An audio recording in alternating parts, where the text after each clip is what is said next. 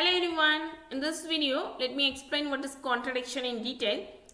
So a statement formula is false regardless of the truth values of the statements which replace a variable and it is called a contradiction, or you can say it as identically false.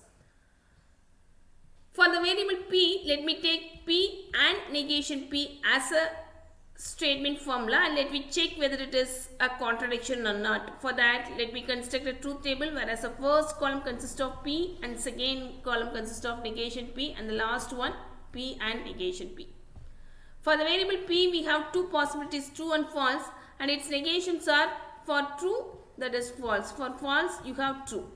And p and negation p, if you use the operator and, true and false is false itself, isn't it? False and true, false.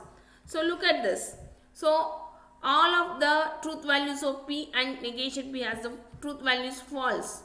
So which means p and negation p is a contradiction.